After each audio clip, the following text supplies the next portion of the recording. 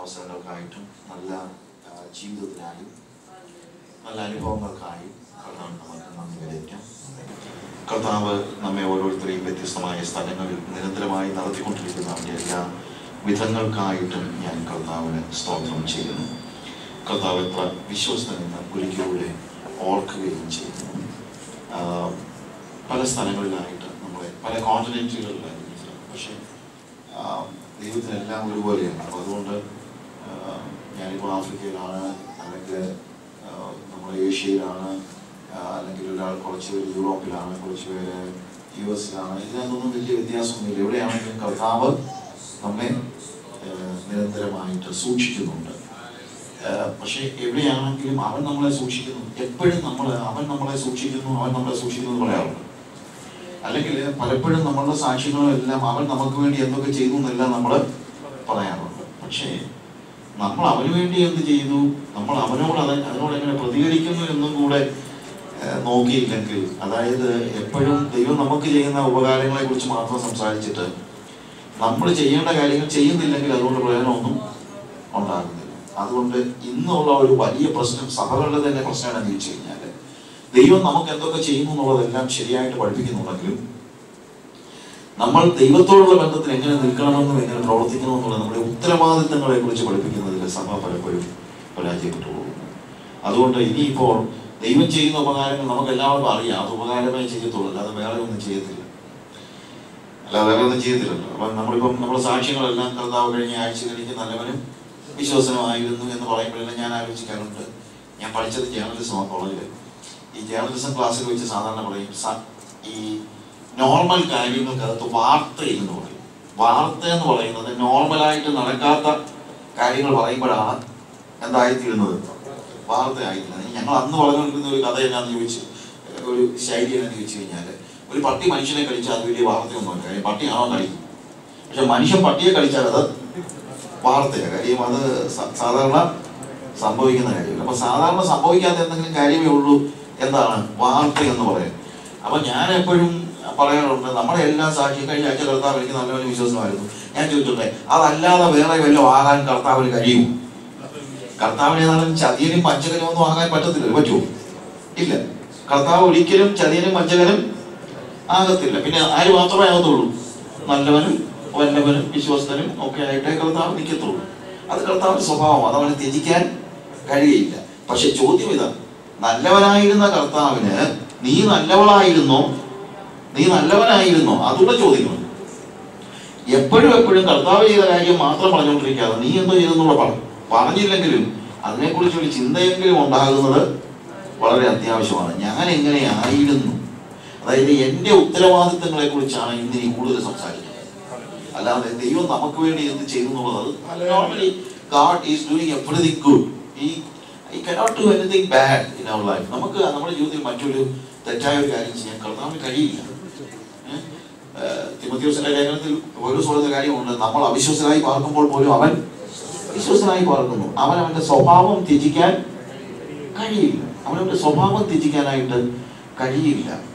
അതുകൊണ്ടാണ് ഞാൻ പറഞ്ഞത്, നമ്മുടെ ഉത്തരവാദിത്തങ്ങളെ കുറിച്ച് ഓർക്കേണ്ട ആ കാര്യങ്ങളിൽ ഇനി അതൊക്കെയാണ് സഭയിൽ പറയേണ്ടത്.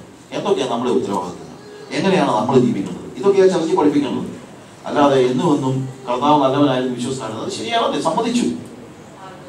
പക്ഷെ നമ്മുടെ ഭാഗത്തുനിന്ന് നമ്മളെങ്ങനെ ജീവിക്കുന്നു, നമ്മൾ വിശ്വസ്തരാണോ, നമ്മൾ വിശുദ്ധരാണോ, ഇതൊക്കെയാണ് നമ്മൾ അന്വേഷിക്കുന്നത്. ഇന്ന് ഞാൻ നമ്മുടെ പരിമിതമായ സമയത്തിനോട് പറയാൻ ഉദ്ദേശിക്കുന്നത് ഒരു ക്യാരക്ടർ സ്റ്റഡിയാണ്. വേദോസത്തിലെ ഒരു ക്യാരക്ടർ സ്റ്റഡി, നമുക്ക് എല്ലാവർക്കും അറിയാവുന്ന ഒരു ക്യാരക്ടറാണ്. അത് ഹാനോക്കിന്റെ ചരിത്രമാണ്. ഹാനോക്കിനെ കുറിച്ച് നമുക്ക് എല്ലാവർക്കും അറിയാം.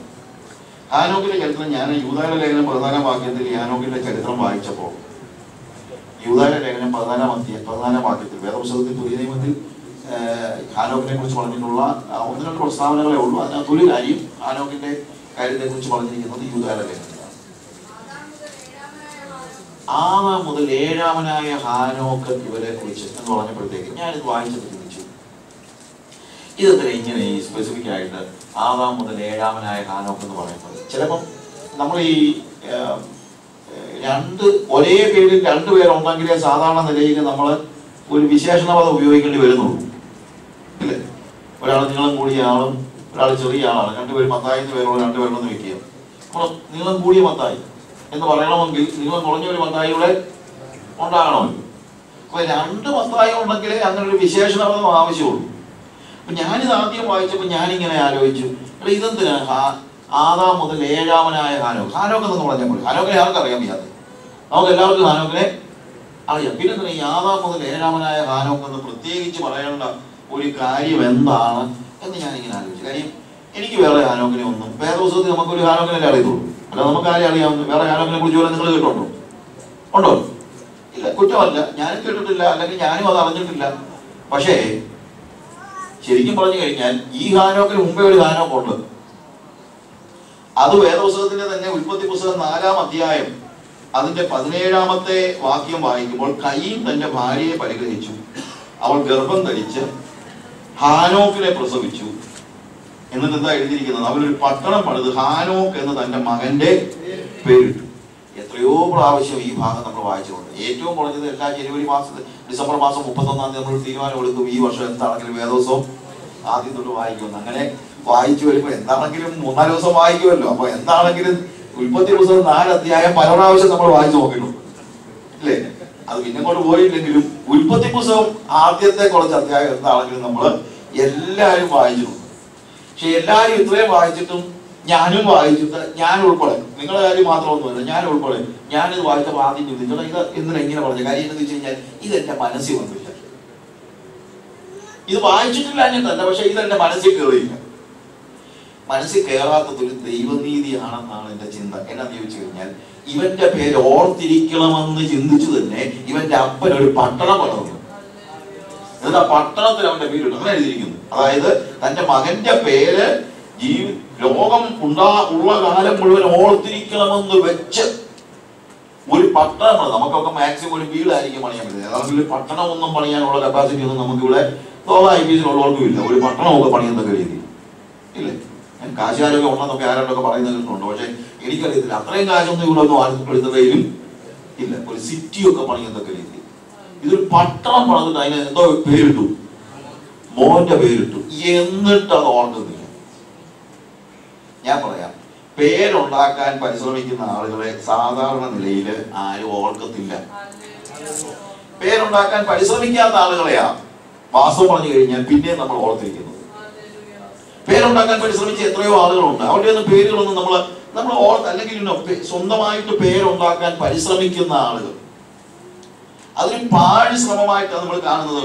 നമ്മൾ സങ്കീർത്തനമാണെങ്കിലും സങ്കീർത്തനത്തിന്റെ 49-ാമത്തെ സങ്കീർത്തനം 49 അതിന്റെ 11-ാമത്തെ വാക്യം വായിക്കുമ്പോൾ 40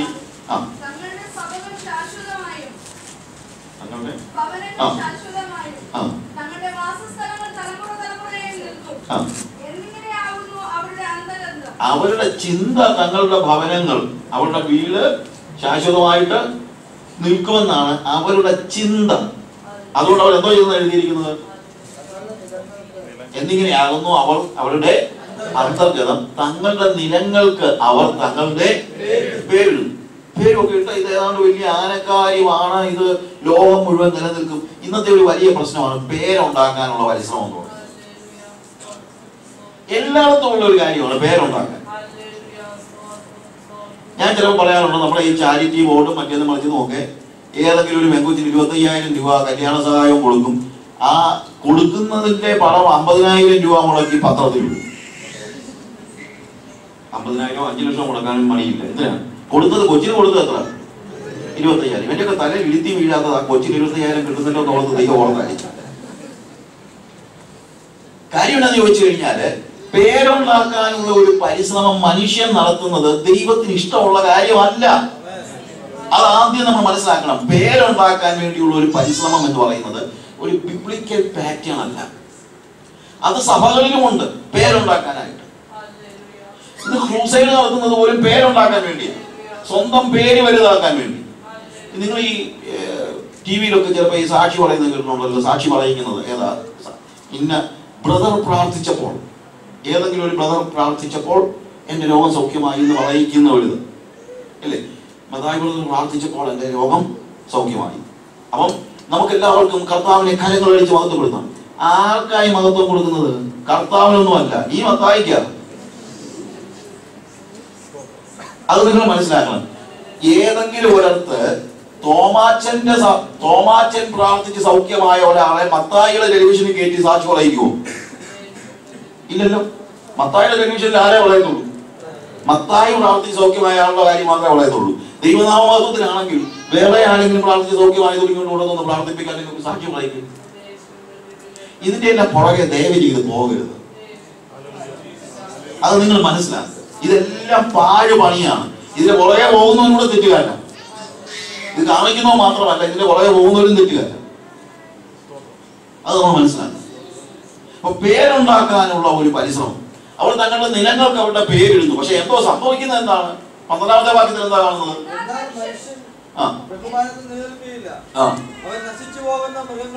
എന്നാൽ അവൻ ബഹുമാനത്തിൽ നിലനിൽക്കുകയില്ല, അവൻ നശിച്ചു പോകുന്ന മൃഗങ്ങൾക്ക് തുല്യൻ. അടുത്ത വാക്യം.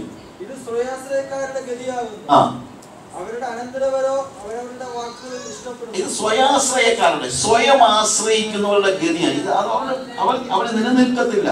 അവരുടെ ശവക്കുഴിയാണ് അവരുടെ യഥാർത്ഥ ഇറ്റേണൽ ഹോം എന്ന് പറയുന്നത്. അവിടെ എഴുതിയിരിക്കുന്ന വാക്ക് ഇറ്റേണൽ ഹോംസ് എന്ന് പറയുന്നത് അവരുടെ ശവക്കുഴിയാണ്. അവന്റെ വീടല്ല. അവൻ ഒഴുകി കിടക്കുന്നത് എവിടാണ്? ശവക്കുഴിയിലാണ്. ശവക്കുഴിയിലെന്ന് വെച്ചാൽ പാതാളത്തിലോട്ട് പോവാണ്. അങ്ങോട്ട് പോകാനുള്ളവനായി ഈ വീടിന് വേരുമൊക്കെ ഇട്ട് വെച്ച് വലിയ ആള് കളിച്ച് നടക്കുന്നത്. പേരുണ്ടാക്കാനുള്ള ഒരു പരിശ്രമം എന്ന് പറയുന്നത് അവരുടെ പേര് നിലനിൽക്കണമെന്ന് യാതൊരു നിർബന്ധവും ഇല്ല എന്ന് നമ്മൾ മനസ്സിലാക്കണം. ഉൽപ്പത്തി പുസ്തകം 11-ാം അധ്യായത്തിന്റെ 1 മുതൽ 4 വരെയുള്ള വാക്യങ്ങൾ വായിക്കുമ്പോൾ നമുക്കറിയാവുന്ന വേദഭാഗമാണ്. അതുകൊണ്ട് ഞാനത് വിശദമായിട്ട് പറയുന്നില്ല. അവിടെയാണ് വാസ്തവത്തില് നമ്മൾ ബാബേൽ ഗോപുരം പണിയുന്നതിനെ കുറിച്ച് കാണുന്നത്.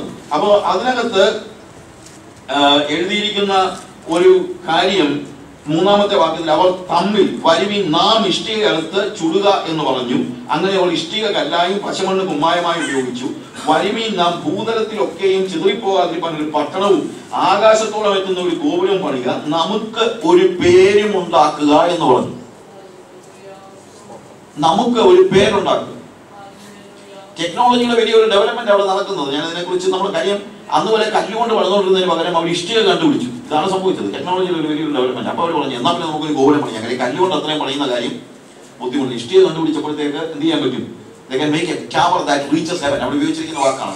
സ്വർഗത്തോളം എത്തുന്ന, ആകാശത്തോളം എന്നുള്ളത്, സ്വർഗത്തോളം എത്തുന്ന ഒരു ഗോപുരം പണിയുക, നമുക്ക് ഒരു പേരും ഉണ്ടാക്കുക.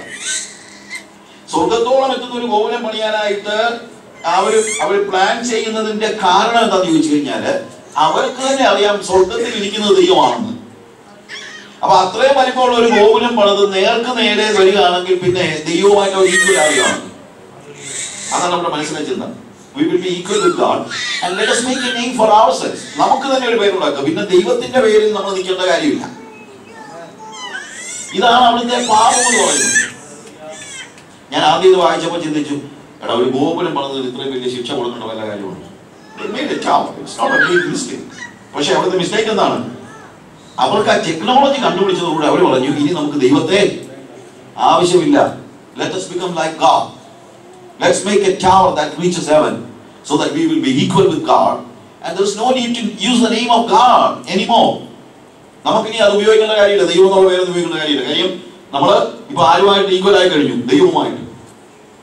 That's the biggest mistake. That's a sin. അതാണ് അവിടുത്തെ പാപം എന്ന് പറയുന്നത്. പക്ഷെ അവരുടെ പേര് ആർക്കെങ്കിലും അറിയാമോ? Nobody knows. എന്നാൽ 12-ാം അധ്യായത്തിലേക്ക് വന്നപ്പോഴത്തേക്ക് കർത്താവ് അബ്രഹാമിനോട് പറയുന്ന ഒരു കാര്യമുണ്ട്. 2-ാമത്തെ വാക്യം വായിക്കുമ്പോൾ, ഞാൻ നിന്നെ വലിയൊരു ജാതിയാക്കും, നിന്നെ അനുഗ്രഹിച്ച് നിന്റെ പേർ വലുതാക്കും. ഇന്നും ലോകത്തിൽ അബ്രഹാമിനെ കുറിച്ച് പറഞ്ഞാൽ അറിയാൻ വയ്യാത്ത ആരാവും? അബ്രഹാം പേരുണ്ടാക്കാൻ നോക്കിയില്ല, പക്ഷെ അബ്രഹാമിന്റെ പേർ വലുതായി. പേരുണ്ടാക്കാൻ നോക്കിയവന്റെ എല്ലാം പേര് പോയിട്ടേ ഉള്ളൂ. മാക്സിമം ശവക്കുഴി വഴിയൊക്കെ എങ്ങനെയൊക്കെ പോകും. പിന്നെ ഒരു മനുഷ്യന് ഇവനെ ഒന്നും ഓർക്കത്തില്ല. പക്ഷേ when God makes a name for yourself, നിനക്ക് നിന്റെ പേര് ദൈവം. That's what is exactly നമ്മൾ മനസ്സിലാക്കേണ്ട ഒരു കാര്യമാണ്. എന്റെ പേര് ദൈവം വലുതാക്കി. എന്നെ ദൈവം അറിഞ്ഞാൽ മതി. ഈ ഒരു ചിന്ത നമ്മുടെ ജീവിതത്തിൽ ഉണ്ടെങ്കിൽ നമ്മൾ ഈ പെടാപ്പാട് വല്ലതും പെടുമോ? എനിക്കറിയാൻ വേണ്ടി ചോദിക്കും. ആദ്യമൊക്കെ മനുഷ്യൻ എങ്ങനെയെങ്കിലുമൊക്കെ വല്ലതും ഭക്ഷണം കഴിക്കുന്ന കാര്യത്തെ കുറിച്ച് ആയിരിക്കും ആലോചിക്കുന്നത്. ഭക്ഷണം കഴിക്കാൻ ഉണ്ടായി കഴിയുമ്പോൾ വസ്ത്രത്തിന്റെ കാര്യമായിരിക്കും ആലോചിക്കുന്നത്. വസ്ത്രങ്ങൾ ഉണ്ടാകുമ്പോൾ ഒരു വീട് പണിയുന്ന കാര്യമായിരിക്കും ആലോചിക്കുന്നത്. ഒരു വീട് പണിയാൻ പറ്റിയാൽ മാക്സിമം ഒരു കാറ് വാങ്ങിക്കുന്ന കാര്യം ആയിരിക്കും ആലോചിക്കുന്നത്. ഇതെല്ലാം കൂടെ ഉണ്ടായി കഴിഞ്ഞ് പിന്നെ ഇവൻ എന്തോ വേണ്ടത്? ഇവനാകെപ്പാടെ എന്തോ പിന്നെ വേണ്ടത്? പേര്. പിന്നെ വേണ്ടത് പേര്. അതിനുവേണ്ടിയുള്ള പരിശ്രമങ്ങളെല്ലാം ഉണ്ടാക്കുകയാണ്. പക്ഷേ നിന്റെ പേര് നിലനിൽക്കത്തില്ല. പേര് വേണ്ട എന്ന് പറയുന്ന ആളിന്റെ പേരാണ് വലുതാകുന്നത്. ഡേവിഡ് ലിവിങ്സ്റ്റന്റെയും തോമസ് ലിവിങ്സ്റ്റന്റെയും, തോമസ് ലിവിങ്സ്റ്റൺ എന്ന് പറയുന്നതിന്റെ സഹോദരന്റെ പേരാണ്, സ്കോട്ടിഷ്. ഡേവിഡ് ലിവിങ്സ്റ്റൺ ഒരു ഡോക്ടറായിരുന്നു. തോമസ് ലിവിങ്സ്റ്റൺ പൊളിറ്റിക്സിലാണ് കൂടുതൽ, അതുപോലെ സഹോദരൻ പൊളിറ്റിക്സിലാണ് കൂടുതൽ ഇടപെട്ടത്.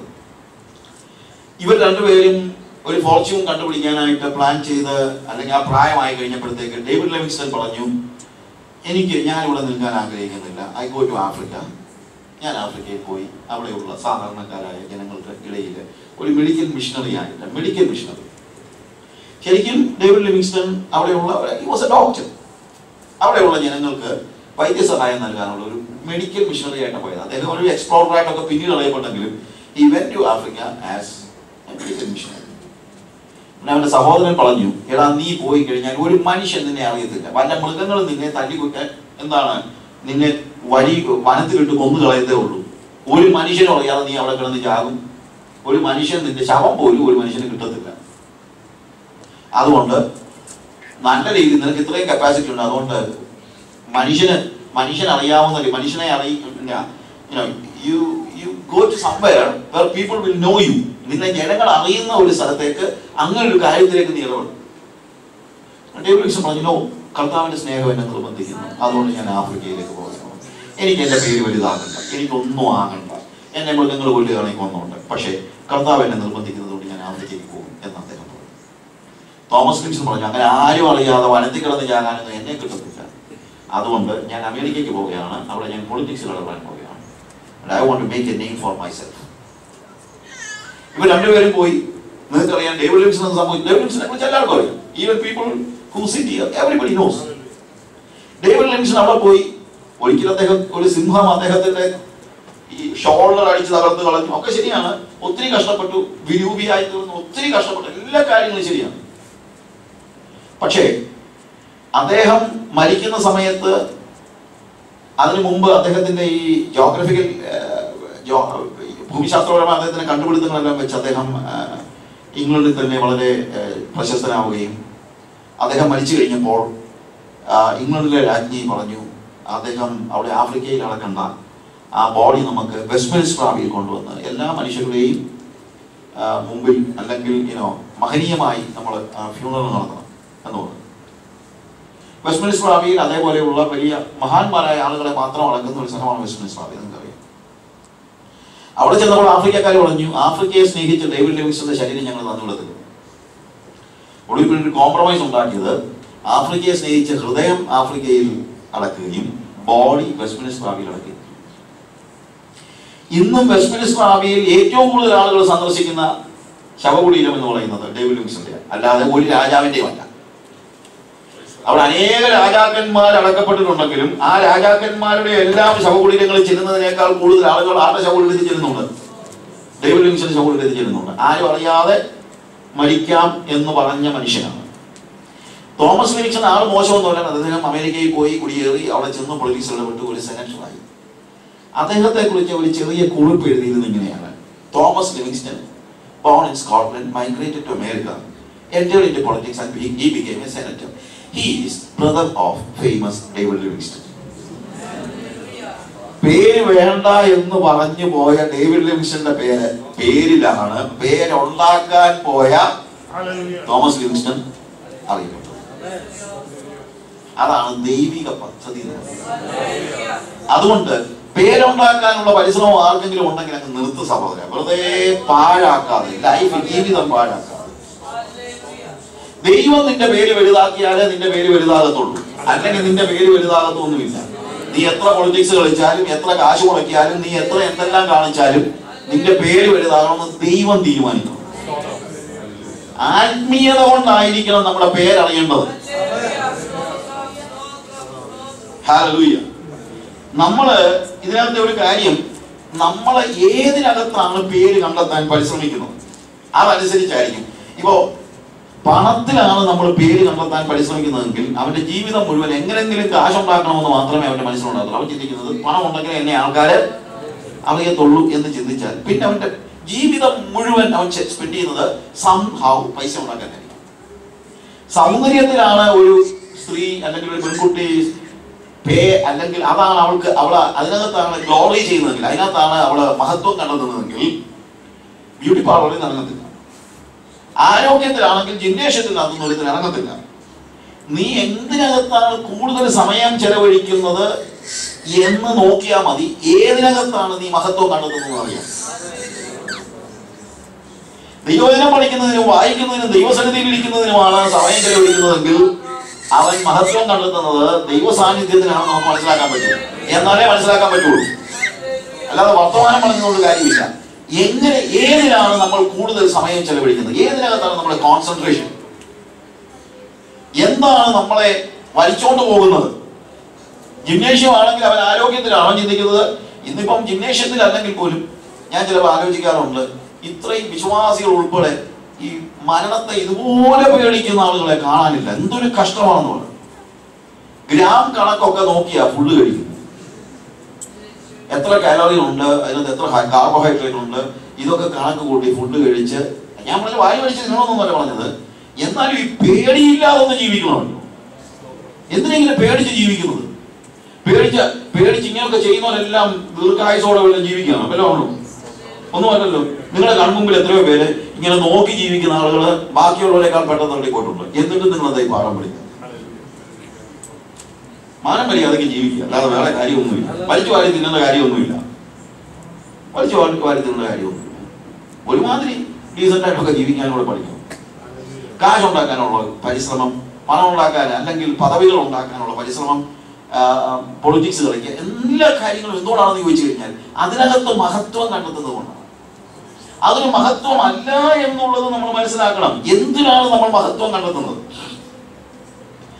അലക്സാണ്ടറിന്റെ ഒരു സ്റ്റോറിയുണ്ട്, അലക്സാണ്ടർ ദ ഗ്രേറ്റ്. നമുക്കറിയാം, അദ്ദേഹത്തെ വിളിക്കുന്നത് തന്നെ അലക്സാണ്ടർ ദ ഗ്രേറ്റ് എന്നാണ്. അത് കൊരിന്ത് എന്ന് പറയുന്ന ഒരു പട്ടണത്തിൽ വെച്ച്, നമുക്കറിയാം കൊരിന്ത് ലേഖനമൊക്കെ ഉണ്ടല്ലോ, കൊരിന്ത് എന്ന് പറയുന്ന പട്ടണത്തിൽ അലക്സാണ്ടർ ചില രാജ്യങ്ങളെ കീഴടക്കി വന്നപ്പോൾ അവിടുത്തെ ഫിലോസഫേഴ്സും അവിടുത്തെ ഭരണാധികാരികളും എല്ലാവരും കൂടെ ചേർന്ന് അലക്സാണ്ടർക്ക് കൊടുത്ത ഒരു ടൈറ്റിലാണ് അലക്സാണ്ടർ ദ ഗ്രേറ്റ്.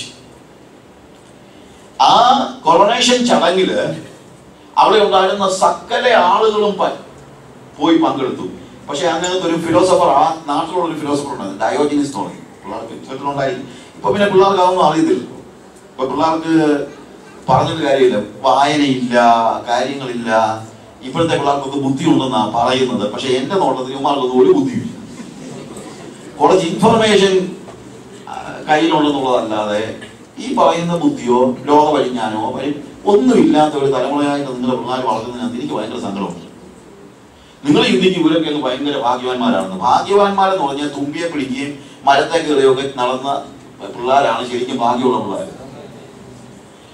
എനിക്കിപ്പോഴും എനിക്ക് 3 ഡിഗ്രി കയ്യിലുണ്ട്. ഈ 3 ഡിഗ്രി കയ്യിലുണ്ടെങ്കിലും ഒരു പട്ടി കളിക്കാൻ വന്നു കഴിഞ്ഞാൽ എനിക്ക് ഒരു രക്ഷയില്ല, എനിക്ക് മരത്തെ കയറാൻ അറിയത്തില്ല. അപ്പൊ ഞാൻ അപ്പോഴും ആലോചിക്കുക, പട്ടി കളിക്കാൻ വരുമ്പോ ഈ ഡിഗ്രി കാണിച്ചിട്ട് വല്ല കാര്യമുണ്ടോ? അന്ന് ചെറിയ പ്രായത്തിൽ മരത്തെ കയറാൻ പഠിക്കേണ്ടതായിരുന്നു. നിങ്ങളുടെ പിള്ളേരൊക്കെ അങ്ങനെയൊക്കെ പഠിക്കുന്നതാണ് ശരിയായിട്ടുള്ള പഠിത്തം എന്ന് പറയുന്നത്. പ്രായോഗിക പരിജ്ഞാനമില്ലാത്ത ഒരു തലമുറയാണ് നമ്മൾ ഈ ഉണ്ടാക്കിക്കൊണ്ടിരുന്നത്. നമ്മളൊക്കെ പറയുമല്ലോ, എടുത്തെറിഞ്ഞ 2 കാലേ നിൽക്കുമെന്ന്. ഇത് ഒന്ന് തള്ളിയാൽ 4 കാലേ വീഴും. അത്രേ ഉള്ളൂ. ഞാൻ പറഞ്ഞത് അങ്ങനെ ഈ കുഞ്ഞുങ്ങളെ വളർത്തുന്നതൊന്നും, ഞാൻ അതിനെക്കുറിച്ച് പറയാൻ സമയമില്ലാത്തതുകൊണ്ടാണ്. ടൈം ഉണ്ടായിരുന്നെങ്കിൽ ഞാൻ പറഞ്ഞേനെ. വാസ്തവത്തിൽ ഈ കുഞ്ഞുങ്ങളെ വളർത്തുന്നത് വളരെ മോശമായിട്ടാണ് ഈ തലമുറ, വളരെ മോശമായിട്ടാണ്. ഓക്കെ, ഞാൻ പറഞ്ഞത് എന്തിനകത്ത് ഈ ഗ്ലോറി കണ്ടെത്തുന്നു എന്നുള്ളതാണ്. ഡയോജനസ് എന്ന് പറയുന്ന ഈ മനുഷ്യൻ ഒരു ഫിലോസഫറാണ്. അദ്ദേഹത്തിന്റെ പ്രത്യേകത, ഏതൻസിനോട് ഒരു ദിവസം നട്ടുച്ചയ്ക്ക് ലാൻറ്റേൺ, ഈ റാന്തൽ വിളക്കും കത്തിച്ചു കൊണ്ട് നടന്ന കൂട്ടത്തിൽ ആൾക്കാർ ചോദിച്ചു, വാട്ട് യു സീക്കിംഗ്? നീ എന്താ നോക്കുന്നത്? പറഞ്ഞു, I am seeking a man. ഞാനൊരു മനുഷ്യനെ നോക്കുകയാണ്. ഞങ്ങളൊക്കെ മനുഷ്യരല്ലേ? No, you lost your humanity. നിനക്കൊക്കെ മനുഷ്യത്വമൊന്നുമില്ല, നീ ഒന്നും മനുഷ്യനൊന്നുമല്ല, ഞാനൊരു മനുഷ്യനെ കണ്ടെത്താൻ പറ്റുമെന്ന് നോക്കുകയാണ് എന്ന് പറഞ്ഞൊരു ഫിലോസഫർ. ഇദ്ദേഹത്തിന്റെ പ്രത്യേകത, അദ്ദേഹം ഒരു മരത്തിന്റെ ഒരു തടി വെട്ടിയിട്ട് അതിന്റെ പൾപ്പെല്ലാം എടുത്ത് കളഞ്ഞ് അതൊരു വീപ്പ പോലെയാക്കി ഒരു സൈഡ് തുറന്നു വെച്ചു. അതിങ്ങനെ നേരെ വെച്ചിട്ട് എവിടെയെങ്കിലും ഇരിക്കണമെങ്കിൽ അതിനകത്ത് കയറി ഇരിക്കും. അപ്പൊ വെയിൽ കൊള്ളത്തില്ലല്ലോ. കിടക്കണമെങ്കിൽ അതിങ്ങനെ ഫ്ലാറ്റായിട്ട് കിടത്തിട്ട് അതിനകത്ത് കിടക്കും. എവിടെയെങ്കിലും പോകണമെങ്കിൽ ഉരുട്ടിക്കൊണ്ടാണ്. എത്രയേ ഉള്ളൂ അദ്ദേഹത്തിന്റെ ആകെപ്പാടെയുള്ള സമ്പാദ്യം എന്ന് പറയുന്നത്. അപ്പൊ ഡയോജനിസ് ഈ അലക്സാണ്ടറിന്റെ കൊറോണേഷൻ ചടങ്ങിന് വന്നില്ല. അപ്പൊ ആൾക്കാരെല്ലാം പറഞ്ഞു അവൻ അഹങ്കാരിയാണ്, അതുകൊണ്ടാണ് വരാഞ്ഞത്, അതുകൊണ്ട് അവനെ കൊല്ലണം എന്നൊക്കെ പറഞ്ഞപ്പോൾ Alexander himself was A philosopher. നമ്മൾ ഉദ്ദേശിക്കുന്നത് പോലെയല്ല. സോക്രട്ടീസിന്റെ ശിഷ്യനായിരുന്ന അരിസ്റ്റോട്ടലിന്റെ ശിഷ്യനായിരുന്നു ശരിക്കും അലക്സാണ്ടർ. അപ്പൊ ഈ അലക്സാണ്ടർ രാജാവ് പറഞ്ഞു, നോ, നിങ്ങൾ ഉദ്ദേശിക്കുന്നതിനേക്കാൾ ഡയോജനിസ് മഹാനായ ഒരു മനുഷ്യനാണ്, അതുകൊണ്ട് ഈ Diogenes doesn't come to Alexander, but Alexander will go to him. എന്നാൽ അലക്സാണ്ടർ ഡയോജനിസിനെ കാണാൻ അങ്ങോട്ട് ചെന്നു. ചെന്നപ്പം ഇദ്ദേഹം ഈ വീപ്പയ്ക്ക് അകത്ത് കയറി ഇങ്ങനെ ഇരിക്കുകയാണ്. വീപ്പ നേരെ നിർത്തിയിട്ട് അതിനകത്ത് കയറി ഇങ്ങനെ ഇരിക്കുകയാണ്. കുറെ നേരമായിട്ടും അലക്സാണ്ടർ ഇന്ത്യക്ക് ചെല്ലുമ്പോൾ തന്നെ oh great, Alexander great, Alexander great എന്ന് പറഞ്ഞ് ഇറങ്ങി ചെല്ലുമെന്നും ട്രീറ്റ് ചെയ്യുമെന്നൊക്കെ ചിന്തിച്ചു. പക്ഷെ ഞാൻ ചെയ്തൊന്നുമില്ല, അങ്ങനെ പോയില്ല. കുറച്ചു നേരം അവിടെ നിന്ന് കഴിഞ്ഞിട്ട് Alexander I am Alexander the Great എന്ന് പറഞ്ഞപ്പോൾ ഡയോജനിസ് പറഞ്ഞു, that's good, I am Diogenes the dog. ഞാൻ മഹാനായ അലക്സാണ്ടർ ആണെന്ന് പറഞ്ഞപ്പോൾ പറഞ്ഞു, ഞാൻ ഡയോജനിസ് എന്ന പട്ടിയാണ്. വലിയ അഭിമാനത്തോടെ പറയുന്നു. എന്നാന്ന് ചോദിച്ചു കഴിഞ്ഞാല് ഈക്വൽസ് തമ്മിലാണ് എന്നെ പരിചയപ്പെടുന്നത്. അതാണ് ഇതിനകത്ത് അദ്ദേഹം ഉദ്ദേശിച്ചത്. അതായത് നീ പറയുന്ന മഹത്വം എന്നെ സംബന്ധിച്ചിടത്തോളം ഒരു പട്ടിയുടെ മഹത്വം പോലെ ഉള്ളൂ. 4 പട്ടിയെ കടിച്ചു വെച്ച് ഒരു പട്ടി കിടന്ന് കൊലയ്ക്കും, അത് വലിയ മഹാനാണെന്ന് എന്ന് പറഞ്ഞ പോലെ 4 പട്ടണങ്ങളെ ആക്രമിച്ച് വെച്ച് നീ ഇപ്പം വന്ന് പറയുകയാണ് നീ ഗ്രേറ്റ് ആണെന്ന്. ബട്ട് ടു മീ അത് എങ്ങനെയുള്ളൂ, ഒരു പട്ടിയുടെ മഹത്വം പോലെ ഞാൻ കാണുന്നുള്ളൂ. അലക്സാണ്ടറിന് കാര്യം മനസ്സിലായി. അദ്ദേഹം ഒരു ഫിലോസഫർ ആയിരുന്നുകൊണ്ട് അദ്ദേഹം ചോദിച്ചു, sir can I do something for you? നിങ്ങൾക്ക് വേണ്ടി എനിക്ക് എന്തെങ്കിലും ചെയ്യാൻ പറ്റുമോ? യെസ്. അപ്പൊ അലക്സാണ്ടർ സന്തോഷമായി. ഏറ്റവും കൂടുതൽ തന്റെ ഒരു ഫേവർ സ്വീകരിക്കുമല്ലോ. എന്നെ ചോദിച്ചു, ഞാൻ എന്താ ചെയ്യേണ്ടത്? എന്നെ പറഞ്ഞു, അതെ, ഞാൻ രാവിലെ കുറച്ച് നേരം വെയിൽ കൊള്ളാൻ വേണ്ടിയാണ് ഇവിടെ വന്നിരിക്കുന്നത്. ഇങ്ങനെ മുന്നേ വന്ന് നിന്നപ്പോൾ തൊട്ട് സൂര്യൻ അടഞ്ഞിരിക്കുകയാണ്, അതുകൊണ്ട് മാറി നിന്ന് കഴിഞ്ഞാൽ വേറെ ഒന്നും ചെയ്ത് കണ്ട കാര്യം. അലക്സാണ്ടറിന്റെ സഹായം ഒന്നും ആൾക്ക് ആവശ്യമില്ല, ഡയോജനിസിന് ആവശ്യമില്ല. കാരണം അതിനകത്തല്ല മഹത്വം കണ്ടെത്തുന്നത്. നമ്മൾ എന്തിനകത്താണ് മഹത്വം കണ്ടെത്തുന്നത് എന്നുള്ളതാണ് ഏറ്റവും പ്രധാനമായ കാര്യം. കയീന്റെ മകൻ ഹാനോക്കിനെ സംബന്ധിച്ചിടത്തോളം അവൻ മഹത്വം കണ്ടെത്തിയത് ഒരു പേരുണ്ടാക്കുന്നത് പട്ടണം പണിതുകൊണ്ടാണ്. അലക്സാണ്ടർ രാജ്യങ്ങൾ കീഴടക്കിക്കൊണ്ടാണ്. സ്പോർട്സുകാർ ആ രീതിയിലാണ്, പണം ഉണ്ടാക്കുന്നവൻ ആ രീതിയിലാണ്. ഓരോരുത്തരും അതിനകത്താണ് മഹത്വം കണ്ടെത്തുന്നത്. പൊളിറ്റിക്സ് കളിച്ചാണ് പലരും മഹത്വം കണ്ടെത്തുന്നത്. എന്തെങ്കിലും ഒരു പൊസിഷൻ കിട്ടാൻ വേണ്ടിയാണ് പല ആളുകളും കിടന്ന് പെടാപ്പാട് പാടുന്നത് മുഴുവൻ. എന്തിനറിയാമോ? ഒരു പൊസിഷൻ കിട്ടിയാൽ മഹത്വം കിട്ടിയെന്നാണ് ഇവരുടെയൊക്കെ ചിന്ത. പാഴ, ഒരു ഗുണവും ഉണ്ടാകാൻ വേണ്ടിയല്ല. ഇതുകൊണ്ടൊന്നും ഒരു ഗുണം ഉണ്ടാകത്തില്ല. ഒരു പൊസിഷന് ഒരു മനുഷ്യനെ മഹാനാകത്തില്ല. നമ്മൾ മനുഷ്യന്റെ സ്നേഹമാക്കിയിട്ടുള്ളത്, അല്ലാതെ കുറച്ച് പുറമേ ഉള്ള എന്തെങ്കിലും ഒരു പ്രകടനമല്ല. എത്ര പേര് നമ്മുടെ നേതാക്കന്മാരെയൊക്കെ സ്നേഹിക്കുന്നുണ്ടെന്ന് നിങ്ങളൊന്ന് ആലോചിച്ചു. കാണുമ്പോൾ ചിലപ്പോൾ സല്യൂട്ട് അടിക്കാൻ ആൾ കാണുമായിരിക്കും, പക്ഷേ ഒരു നേതാവിനെയൊക്കെ ഇന്ന് നമ്മുടെ വിശ്വാസികൾ തന്നെ എത്ര പേര്, വിശ്വാസികളുടെ നേതാക്കന്മാരെ തന്നെ സ്നേഹിക്കുന്ന എത്ര പേര്? എന്തുകൊണ്ടാണ് പിന്നെയും ഈ പൊസിഷന്റെ പുറകെ ഇവർ പോകുന്നത്? ഇതില്ലെങ്കിൽ ഒരു മനുഷ്യൻ അവരെ തിരിഞ്ഞു നോക്കത്തില്ല. അതുകൊണ്ടാണ്. അതിന്റെ അർത്ഥം തന്നെ എന്താ? ഇതിനകത്ത് യാതൊരു മഹത്വവും ഇല്ല എന്നുള്ളതാണ്. ഇതിനകത്ത് യാതൊരു മഹത്വവും ഇല്ല. എന്നാൽ മനുഷ്യൻ എന്നെ സ്നേഹിക്കണം. എന്നെ സ്നേഹിക്കണമെങ്കിൽ ഞാൻ സ്നേഹം കൊടുക്കണം. അല്ലാതെ ഞാൻ ആള് കളിക്കാൻ പോയി കഴിഞ്ഞാൽ ആരും എന്നെ സ്നേഹിക്കത്തില്ല. ചിലപ്പം ഓ വച്ചാന്നൊക്കെ പറഞ്ഞ് ചിലപ്പോൾ നിൽക്കുമായിരിക്കും. പിന്നെ അത് മതി. കാര്യം ഇവരെ സംബന്ധിച്ചുള്ള ഇതൊക്കെയാണ് മഹത്വം അവരുടെ ചിന്ത. പക്ഷെ നിലനിൽക്കാത്ത മഹത്വമാണ് ഇതെല്ലാം. അതിന്റെ പുറകെ പോകുന്ന ഒരു വിഡ്ഢികളാണ്. ഓക്കെ, ഇവിടെ നമ്മൾ ഹാനോക്കിനെ എന്തുകൊണ്ടാണ് ഇപ്പോഴും ഓർക്കുന്നത്? അവൻ പട്ടണം പണിതത് കൊണ്ടല്ല. ആണോ? അല്ല. ഇവൻ കൂടുതൽ വർഷങ്ങൾ ജീവിച്ചത് കൊണ്ടുമല്ല. ഹാനോക്ക് എത്ര വർഷം ജീവിച്ചിരുന്നു? നമ്മൾ പറയും 365 സംവത്സരം ഹാനോക്ക് ജീവിച്ചിരുന്നു എന്ന് നമുക്കറിയാം, ഇല്ലേ? നമ്മള് ഉൽപ്പത്തി പുസ്തകം 5-ാം അധ്യായം വായിക്കുമ്പോൾ അവിടെ നമ്മൾ മനസ്സിലാക്കുന്നത് ഹാനോക്കിന് 65 വയസ്സായപ്പോൾ 21-ാമത്തെ വാക്യത്തിൽ അവൻ മെഥുശലഹിനെ ജനിപ്പിച്ചു. മെഥുശലഹിനെ ജനിപ്പിച്ച ശേഷം ഹാനോക്ക് 300 സംവത്സരം ദൈവത്തോടെ കൂടെ നടക്കുകയും പുത്രന്മാരെയും ജനിപ്പിക്കുകയും ചെയ്തു. 365 years. നമ്മളിപ്പോൾ നോക്കുമ്പോൾ വലിയ ഒരു കാലഘട്ടമായിട്ട് അത് തോന്നുമായിരുന്നു. പക്ഷെ ആ കാലയളവിൽ അതൊരു വലിയ കാലമല്ല. കാര്യം മെഥുശലഹ് എന്ന് പറയുന്ന അദ്ദേഹത്തിന്റെ മകൻ 969 സംവത്സരം ജീവിച്ചിരുന്ന വ്യക്തിയാണ്. അവന്റെ പിതാവ് യാരദ് 962 സംവത്സരം ജീവിച്ചിരുന്ന ആളാണ്. അപ്പൊ 962 സംവത്സരം ജീവിച്ചിരുന്ന പിതാവും 969 സംവത്സരം ജീവിച്ചിരുന്ന മകനും ഇടയ്ക്ക് ഒരാൾ 365 വയസ്സുള്ളപ്പോൾ മരിച്ചാൽ അല്ലെങ്കിൽ തിരോധാനം ചെയ്താൽ 92-95 വയസ്സുള്ള അപ്പനും മകനും ഇടയ്ക്കുള്ള ഒരു വ്യക്തി 36 വയസ്സുള്ളപ്പോൾ മരിച്ചാൽ നമ്മൾ എന്താ പറയുന്നത്? പാവം, നല്ല മനുഷ്യനായിരുന്നു, പക്ഷെ ചെറുപ്പത്തിലെ തട്ടിപ്പോയി എന്നാ പറയുന്നു. ഹാനോക്ക് മരിക്കുമ്പോഴും അല്ലെങ്കിൽ ഹാനോക്ക് എടുത്തുകൊള്ളപ്പെടുന്ന സമയത്തും ആൾക്കാരൊക്കെ പറഞ്ഞിരുന്നത് നല്ല മനുഷ്യനായിരുന്നു, പക്ഷെ എന്താ പറയാനാ, പ്രായം എത്തും മുമ്പേ തീർന്നു പോയില്ലേ.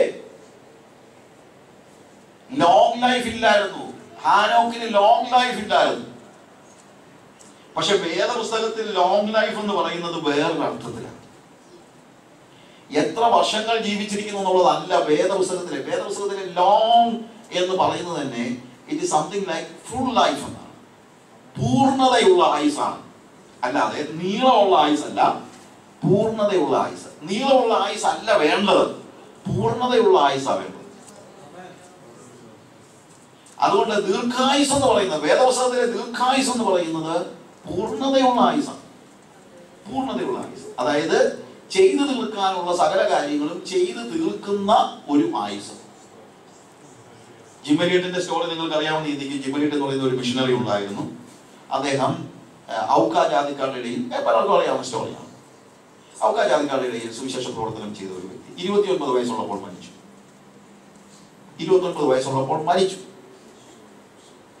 അദ്ദേഹത്തിന്റെ ഡയറിയിൽ എഴുതിയിരുന്ന ഒരു വാചകം, Lord, I am not asking you to give me a long life, but a full life like yours. കർത്താവേ, ഞാൻ നിന്നോട് ആവശ്യപ്പെടുന്നത് എനിക്ക് ദീർഘമായ ഒരു ആയുസ് തരണമെന്നല്ല, പ്രത്യുത എനിക്ക് പൂർണ്ണതയുള്ള ഒരു ആയുസ് തരണം. എന്നിട്ട് പറയാണ് നിന്റേതുപോലെ. എന്താ അതിന്റെ അർത്ഥം? യേശുവിന്റെ ആയുസും ശരിക്കും പറഞ്ഞു കഴിഞ്ഞാൽ ഒരു ദീർഘായുസൊന്നും അല്ലായിരുന്നു, ഒരു 33 വയസ്സ്. പക്ഷേ മരിക്കുമ്പോൾ കർത്താവ് പറഞ്ഞ വാക്കെന്താണ്? സകലതും നിവൃത്തിയായി, ചെയ്യാനുള്ളതെല്ലാം ചെയ്തു തീർക്കും. ചെയ്യാനുള്ളതെല്ലാം ചെയ്തു തീർക്കുന്ന ആയുസാണ് പൂർണ്ണതയുള്ള ആയുസ്. നമ്മുടെ ജീവിതത്തിൽ അതാണ് വാസ്തവത്തിൽ ആവശ്യമായിരിക്കുന്നത്. നമ്മളെ ദൈവം ഏൽപ്പിച്ച ജോലി 40 വയസ്സുകൊണ്ട് തീർക്കാൻ പറ്റിയാൽ പിന്നെ എന്തിനാ 80 വയസ്സ് വരെ ജീവിക്കുന്നത്? പിന്നെ തിരിച്ചുകൊണ്ട് നമ്മളെ ഏൽപ്പിച്ച ജോലി 40 വർഷം കൊണ്ട് തീർക്കേണ്ട ജോലി 80 വയസ്സായിട്ടും തീർത്തില്ലെങ്കിൽ പിന്നെ എന്തിനാണ് ദൈവം ജീവിച്ചിരിക്കുന്നത്?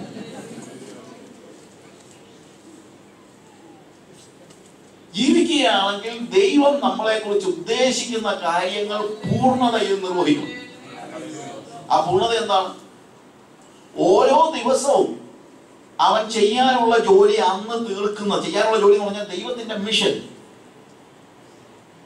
പോൾ പറയാണ്, ഞാൻ നല്ല പോർ പൊരുതു, ഓട്ടം തികച്ചു, വിശ്വാസം കാത്തു. പോളിന് കുറെ വർഷത്തോടെ ജീവിക്കാമായിരുന്നു തീർച്ചയായിട്ടും. ഒരു നോർമൽ ഡെത്ത് അല്ലല്ലോ പോള് ചെയ്തത്, പോളിനുണ്ടായത് അല്ലേ? He was murdered, he was killed, martyred, രക്തസാക്ഷിയായി തീരുന്നു. പക്ഷെ പോൾ പറഞ്ഞു, എനിക്കറിയാം ഞാൻ ചെയ്യാൻ ഉദ്ദേശിച്ച കാര്യങ്ങൾ ദൈവം എന്നിലൂടെ നിർവഹിച്ചു കഴിഞ്ഞു. അത്രേ ഉള്ളൂ. അതുകൊണ്ട് എപ്പോ വേണമെങ്കിലും മരിക്കാനാണ് തയ്യാറാണ്. എനിക്ക് ജീവിക്കുന്നത് ക്രിസ്തുവും മരിക്കുന്നത് ലാഭവും. ജീവിക്കുന്നത് ക്രിസ്തു ആകുന്നോനെ മരിക്കുന്നത് ലാഭമാകത്തുള്ളൂ. ചാകുമ്പോൾ പെട്ടെന്ന് ഇത് ആർക്കും ലാഭമാകത്തില്ല. അതുകൊണ്ട് മരിക്കുമ്പോ ഈ വാക്യം ആരും എഴുതി വെച്ചിട്ട് കാര്യമൊന്നുമില്ല. ജീവിച്ചപ്പോ ക്രിസ്തു ആയിരുന്നോ എന്ന് നോക്കണം.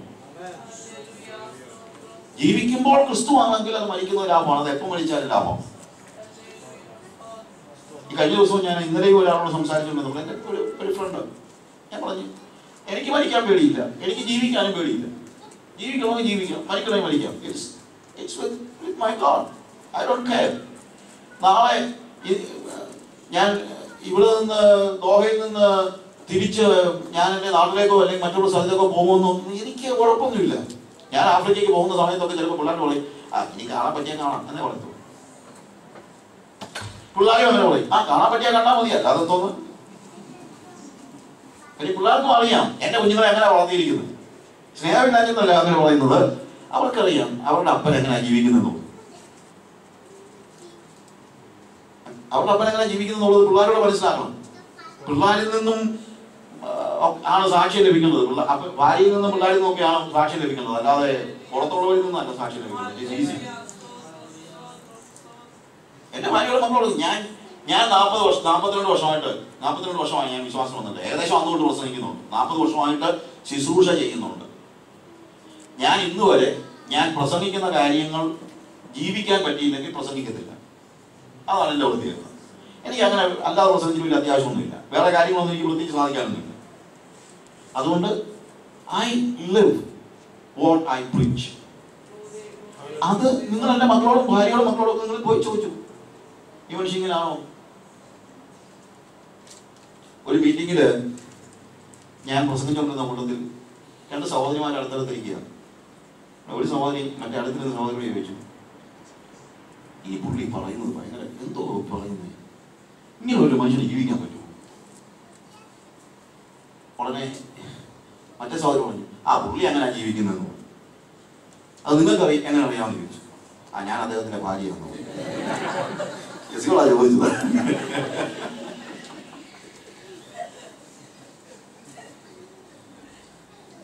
പ്രസംഗിക്കുമ്പോഴെല്ലാം ഉള്ള ഒരു പ്രശ്നമാണ്. ആളുകൾ ചോദിക്കുന്നത് ഇങ്ങനെ വല്ലതും ജീവിക്കാൻ പറ്റുമോ? ഇവിടെ പലരും ചോദിച്ചിട്ടുണ്ട്, ഇങ്ങനെ വല്ലതും ജീവിക്കാൻ പറ്റുമോ?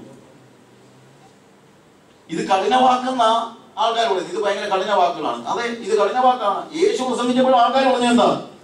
ഇത് കഠിന വാക്കാണ്. പക്ഷെ കഠിന വാക്കുകളാണ് നിത്യജീവന്റെ മൊഴികൾ എന്നുള്ളത് നിങ്ങൾ മറന്നു പോകരുത്. നിത്യജീവന്റെ മൊഴികൾ കഠിന വാക്കുകളാണ്. ഹാനോക്ക് നമ്മൾ അറിയുന്നത് അവന്റെ ലൈഫിന്റെ ആ പ്രത്യേകതയാണ്. ലൈഫിന്റെ പ്രത്യേകത എന്താണ്? His life was a full life. എന്തുകൊണ്ട്? Because he was walking with God. അവൻ ദൈവത്തോട് കൂടെ നടന്നു.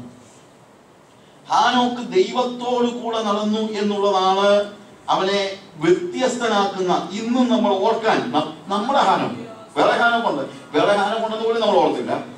പക്ഷെ ഹാനോക്കിനെ കുറിച്ച് നമ്മുടെ ഹാനോക്ക് എന്ന് പറയത്തക്ക രീതിയിലുള്ള അടുപ്പം നമുക്ക് ആരോടുണ്ട്? ഹാനോക്കിനോട് ഉണ്ട്. എന്തുകൊണ്ടാണ്? Because he was walking with God. അവൻ ദൈവത്തോട് കൂടെ നടന്നു. അവൻ നമ്മൾ പലപ്പോഴും ചോദിക്കുന്ന ചോദ്യം, അല്ലെ ഹാനോക്ക് ഇപ്പൊ ദൈവത്തിനോട് നടന്നു, നമുക്കിപ്പോ വല്ലതും നടക്കാൻ പറ്റുമോ? ഇതാണ് ലോകത്തിലെ ഏറ്റവും ക്രിസ്തീയ പ്രസംഗി അല്ലെങ്കിൽ ചർച്ചസിൽ ഇന്ന് ഫേസ് ചെയ്യുന്ന ഏറ്റവും വലിയ പ്രശ്നം എന്നറിയാമോ? പിശാച് നമ്മളോട് പറയുന്ന ഒരു കാര്യമുണ്ട്, biblical living is not practical. ഇത് പിശാച് നമ്മളോട് പറഞ്ഞ് മനസ്സിലാക്കുന്ന കാര്യമാണ്. നമുക്ക് അങ്ങനെയൊന്നും ജീവിക്കാൻ പറ്റത്തില്ല എന്ന് പിശാച് എപ്പോഴും പറഞ്ഞുകൊണ്ടിരിക്കും. ഇതിഹാസ